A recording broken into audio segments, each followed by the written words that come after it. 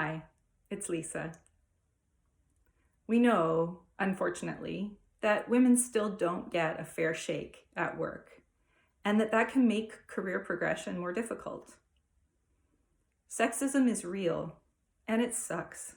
The best way to fix this unfair system is for more women to get promoted into senior levels of leadership so that they can be a part of the decision-making process and make decisions that work better for everyone. While you're working on that, though, how do you make things better for yourself and other women from where you are right now? Let's talk about that.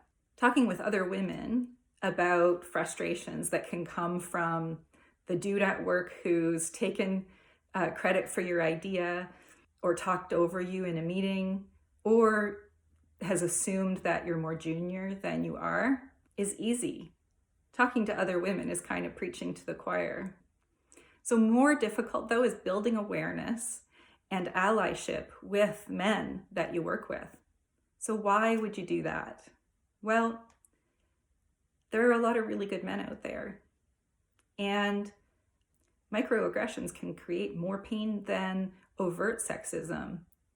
When someone just simply tells you that you're a woman and you should be at home with the babies instead of having a career, you can kind of dismiss that easily because you hear it, you notice that it's a really sexist idea, and you deal with it. Microaggressions, though, are sneaky.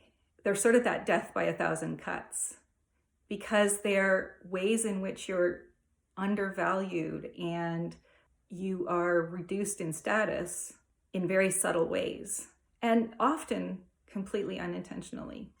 And the unintentional part is the important part to notice here. We all have grown up in this society that puts men ahead of women in many ways, and that leads to this power differential. So we all have things that are biases that we maybe don't even notice. So by creating allies of the men that you work with who are already good guys, you really help to build understanding and make things better for yourself and for other women at work. So how do you do it? Start with the low-hanging fruit. Don't try to re-educate that misogynist at the office, because he really just needs to be shut down, not enlightened. But the guy who feels like he gets it or that he almost gets it, that's somebody you can talk to.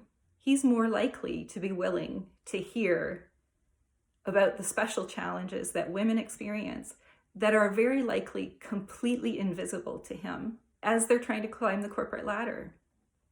Next, you want to find moments with those guys in the movable middle and share with them a microaggression that's happened and how it made you feel. Explain it. The more they understand, the more they can help educate other men.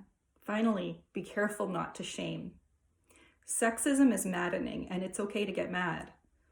What you don't want to do, though, is shame men for not understanding. Ignorance is about not knowing. And the beauty of that is that it can be fixed with knowledge. As much as women want to be seen as the individuals that they are, men probably don't want to be painted all with the same brush either. So watch for hurtful generalizations like, why do men do this?